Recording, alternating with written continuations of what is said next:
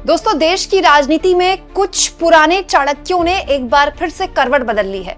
कल आधी रात देश की राजधानी दिल्ली में एक चुनाव हुआ जिसके बारे में आपको न्यूज चैनल्स में, अखबारों में इतनी चर्चा सुनाई नहीं देगी, लेकिन ये इतना इंपॉर्टेंट चुनाव था कि अमित शाह को शय और मात के इस खेल में सोनिया गांधी और मल्लिकार्जुन खड़गे ने जबरदस्त तरीके से शिकस्त दे दी। दोस्तों, कल दिल्ली में आधी रात को बड़ा खेल हो गया। इस बड़े खेल की कई परतें हैं बीजेपी के अंदर अमित शाह की कमजोर होती पकड़, परतें हैं कि छोटा सा चुनाव अमित शाह के ना मैनेज कर पाने की कमजोरी, परतें हैं कि वो शख्स जिसको स्वयं अमित शाह चुनाव लड़ाने के लिए आते हैं, जिताने के लिए आते हैं, वो भी क्यों चुनाव हार जाता है, और परतें ये भी कि बीजेपी के अंदर कितने फाड़ हो गए हैं। दोस्तों, एक जगह होती है कॉन्स्टिट्यूशन क्लब। दोस्तों, बहुत कम लोगों को इसके बारे में जानकारी होती है। आप कह सकते हैं कि ये देश के जो मौजूदा सांसद हैं और पूर्व सांसद हैं उनका एक क्लब है। अब इसमें ये लोग क्या करते हैं, जैसे किसी को अपनी बुक लॉन्च करवानी है, किसी को प्रेस कॉन्फ्रेंस करनी है प्राइवेट, या फिर किसी को अपने कोई इवेंट करवाने हैं, तो वो कॉन्स्टिट्यूशन क्लब हायर करते हैं। जैसे हम लोगों के क्लब्स होते हैं, उसमें मेंबरशिप फीस देनी होती है, वैसे ये सांसदों के क्लब होते हैं। इसमें इंपॉर्टेंट ये है कि इसमें केवल सांसद और पूर्व सांसद ही होते हैं। उसके अलावा कोई आईएएस, कोई आईपीएस या फिर कोई आम आदमी इसमें अलाउड नहीं होता है। वो तभी होता है जब सांसद उनको इनवाइट करता है, जैसे किसी इवेंट के लिए। तो एक बहुत ही लो प्रोफाइल चुनाव रहा है, लेकिन इस बार इसमें लग गया तड़का जब बीजेपी वर्सेस बीजेपी की लड़ाई देखने को मिली। दोस्तों, बीजेपी के नेता है राजीव प्रताप रूडी, और बहुत मतलब कह सकते हैं कि बहुत ही बड़े नेता हैं बिहार के, और मैं मानती हूँ कि बीजेपी के उन पुराने नेताओं में से हैं रूडी साहब, जो बहुत ही सम्मानजनक तरीके से राजनीति करते हैं। उनकी भाषा की मर्यादा कभी भी वो उनकी छूटती नहीं है, और बहुत बिहार में तो बहुत पुराने वक्त से राजीव प्रताप रूडी राजनीति कर रहे हैं। यहाँ इस पद में राजीव प्रताप रूडी पिछले 25 साल से जीतते आए। कॉन्स्टिट्यूशन क्लब एक तरह से उनका उसमें आधिपत्य रहा है। कभी उनके आधिपत्य को किसी ने चुनौती भी नहीं दी, क्योंकि दोस्तों उनके अधीन कॉन्स्टिट्यूशन क्लब जिस तरह से काम कर रहा था, किसी को कोई आपत्ति नहीं थी। लेकिन आपत्ति दर्ज करा दी खुद उनकी पार्टी के नेताओं ने। अचानक से अमित शाह के कैंडिडेट संजीव बालियान, जो कि पूर्व मोदी जी के मंत्री रह चुके हैं और पूर्व सांसद भी रह चुके हैं, पश्चिमी उत्तर प्रदेश से आते हैं, उनको मैदान में उतार दिया गया। जानबूझकर बीजेपी ने अपने जीतते हुए कैंडिडेट को अपने ही एक कैंडिडेट के खिलाफ उतारकर एक चुनौती पेश कर दी। क्यों? क्योंकि दोस्तों, जो राजीव प्रताप रूडी है वो अमित शाह कैंप के नहीं माने जाते, कभी भी नहीं माने जाते। अमित शाह की गुड बुक्स में कभी भी नहीं रहे राजीव प्रताप रूडी। लेकिन क्योंकि उनका अपना जनाधार रहा है, और राजीव प्रताप रूडी को जीतने के लिए, चुनाव जीतने के लिए मोदी अमित शाह की जरूरत नहीं है, वो उससे पहले भी चुनाव जीतते आए हैं बिहार में। तो राजीव प्रताप रूडी अपनी तरह से राजनीति करते हैं। अमित शाह को लगा कि इस बार राजीव प्रताप रूडी का 25 साल का जो आधिपत्य है कॉन्स्टिट्यूशन क्लब से, वो हटाया जाए।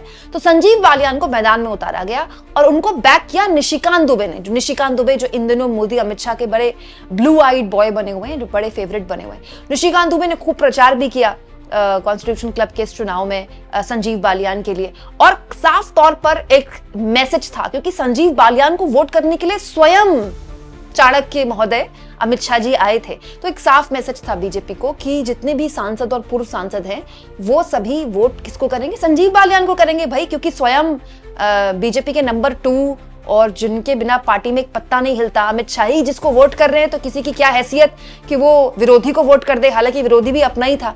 लेकिन इस बीच हो गया खेल। अमित शाह को टक्कर देने के लिए अचानक से आउट ऑफ सिलेबस आ गई सोनिया गांधी। जी हाँ दोस्तों, कल एक बड़ा दिलचस्प मैं किस्सा सुन रही थी किसी से कि सोनिया गांधी और मल्लिकार्जुन खड़गे आए कॉन्स्टिट्यूशन क्लब में वोट करने के लिए, क्योंकि सभी सांसद, पूर्व सांसद वोट करते हैं इसमें। तो किसी से सोनिया गांधी ने कल बोला, डोंट वरी, आप चिंता मत कीजिए। वो बात उस समय आई गई लगी, लेकिन बाद में पता चला कि दरअसल राजीव प्रताप रूडी को बैक कर दिया सोनिया गांधी और विपक्ष के कई सांसदों ने। और ये मैसेज उन सांसदों तक भी सोनिया गांधी ने पहुंचा दिया, बीजेपी के, जो संजीव बालियान के खड़े होने से बहुत खुश नहीं थे, जो राजीव प्रताप रूडी को वोट देना चाहते थे, लेकिन प्रेशर में थे कि भाई अमित शाह जी खुद ही आ रहे हैं स्वयं वोट करने के लिए, तो अब किसकी क्या हिम्मत कि राजीव प्रताप रूडी को हम वोट कर दें, कहीं आलाकमान नाराज ना हो जाए जब आलाकमान खुद ही चल कर आ रहा है। लेकिन सोनिया गांधी, सुनने में ऐसी खबरें हैं कि सोनिया गांधी ने बड़ी होशियारी से जाल बिछाया और न केवल विपक्ष के तमाम सांसदों को गोलबंद किया, बल्कि बीजेपी के सांसदों को भी गोलबंद किया, उनको कन्विंस किया कि हम बैक कर रहे हैं राजीव प्रताप रूडी को, आप राजीव प्रताप रूडी को बिना डरे समर्थन कीजिए। और बस खेल हो गया। दोस्तों, क्या आप जानते हैं कि बीजेपी के कैंडिडेट को हराकर स्वयं बीजेपी के नेता राजीव प्रताप रूडी कितने वोटों से जीते हैं?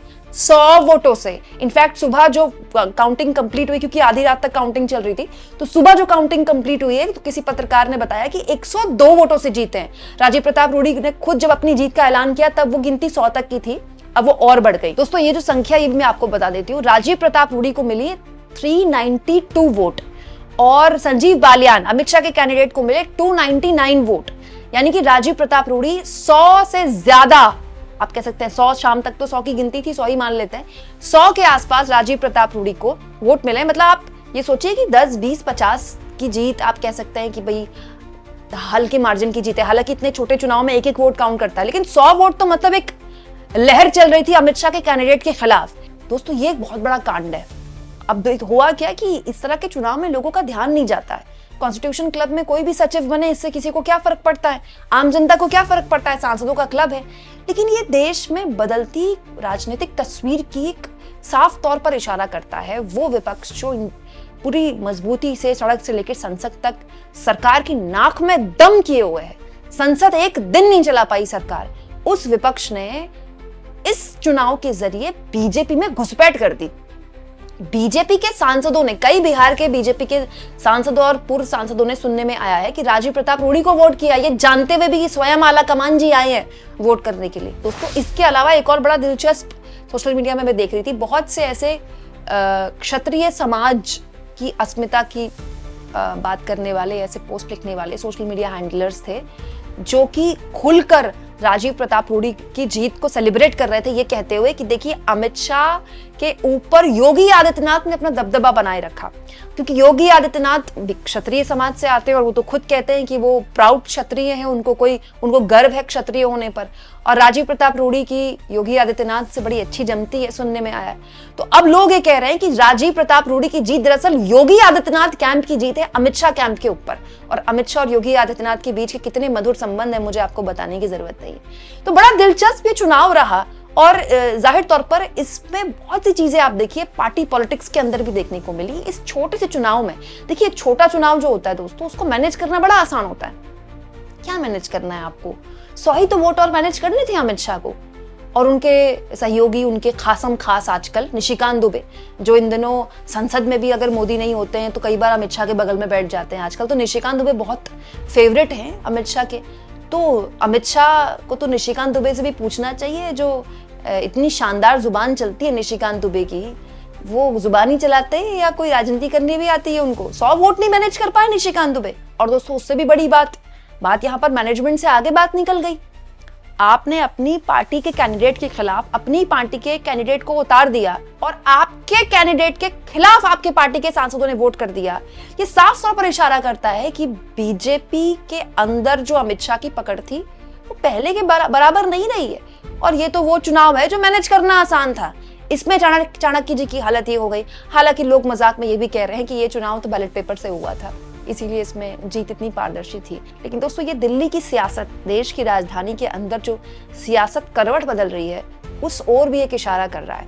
इनफैक्ट अब तो मुझे लगता है कि जो मल्लिकार्जुन खड़गे ने परसों शाम को 200 सांसदों की मीटिंग बुलाई थी, उसमें भी हो सकता है कॉन्स्टिट्यूशन क्लब के चुनाव को लेकर चर्चा हुई हो। बड़ा माहौल बदल गया है देश की राजनीति का। आप देखते जाइए आने वाले 3-4 महीने कितनी मुश्किल रहने वाले हैं इस सरकार के लिए। दोस्तों, ये छोटे से चुनाव में भी गुजरात लॉबी को मिली जबरदस्त पटखनी पर आप क्या सोचते हैं? वो भी सोनिया गांधी ने, जिनके लिए कहा जा रहा है कि अब वो सक्रिय राजनीति में उतनी सक्रिय नहीं जितनी पहले कही जाती है। कमेंट बॉक्स में जरूर लिखें और जितना हो सके चैनल को शेयर करें, सब्सक्राइब करें और थैंक्स और ज्वाइन के ऑप्शन है दोस्तों। अगर आप चाहे तो कुछ आर्थिक मदद भी चैनल की जरूर करें।